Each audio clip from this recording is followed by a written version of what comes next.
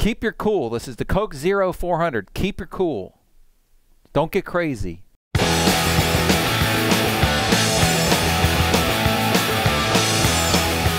Welcome into the Rowdy Studios, where we're talking NASCAR racing, Coke Zero 400. We're back at Daytona, back to the two-car draft, back to Dale Jr.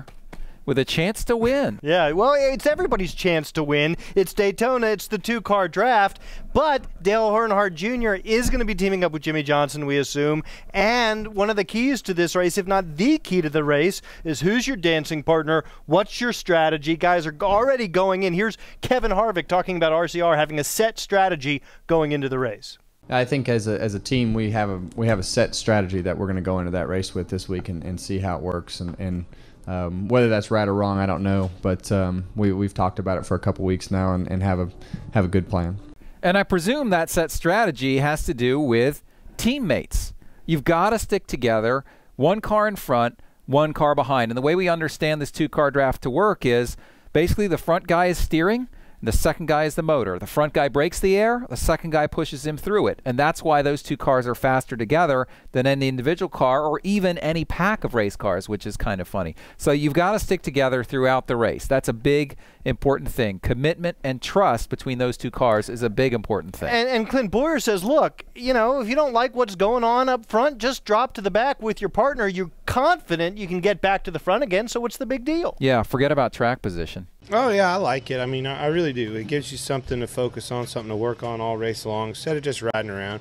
And I just like that situation better. You can kind of control your destiny a little bit more. If you guys are running good, stay up front. You know, why not? Lead laps and be on TV for your fans and, you know, your sponsors. But if not, you know, both of you, go to the back because together, you know, you can get right back up there when it's time. So here's my question to you. Let's say we hook up together. And we've managed to survive for this whole race. We haven't got wrecked by someone else, which is a big key.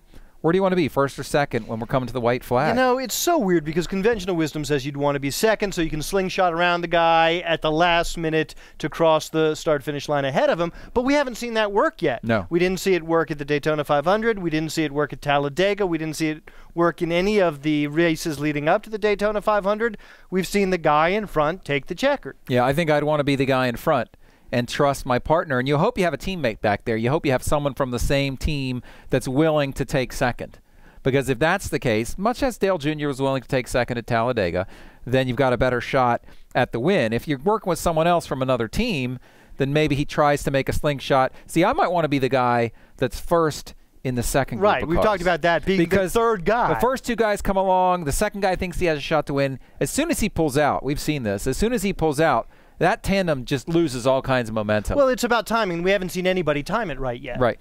I think the thing is he pulls out, that tandem loses momentum. If this second tandem keeps together, then the third guy powers past both of them and takes the win. Because the guy in fourth maybe doesn't think he's got a shot at the win by pulling out. So he'll settle for second, pushing the guy in front of him to the win. When Dale Earnhardt Jr. pushed Jimmie Johnson to victory at Talladega, remember what Jimmy said or Chad said? I owe you one, baby. Owe you one, Dale Earnhardt Jr. And this would be a perfect time, 10th anniversary of that big win that he got back in 2001 upon his return to Daytona following his father's death. So it's all lining up for Dale Jr. this weekend, and would not be surprising to see him in victory lane. But let's talk about drivers, because I think the other way you have to look, you got to look at the Fords. Trevor Bayne won this place, won the Daytona 500 back in February, and the Fords have that nice FR9 engine. That runs more coolly. Is it coolly? It runs cooler. It runs cooler. Runs cooler. Kind of like I run cooler than you. Yeah, but I'm more coolly. It runs cooler, which means that the guy Does that mean you're going to carry my stuff? Might be able to push a little bit longer. Now, it is going to be hotter in July than it was in February. Paul Menard doesn't think that's a big deal. He thinks we're going to see exactly the same thing that we saw in February here in July. You're going to see a repeat of the 500 as far as the two-car drafts and all that. It's going to be hotter, but the track's got so much grip, it won't really matter. We'll still be, you know, two-car breakaways and try to manage that the best we can. I wonder about the extra heat. Wonder if that brings the swap back into play. One thing we saw at the Daytona 500 was in the first duel we saw guys really trying to swap positions. They worked hard on it in practice. Because the guy behind would overheat.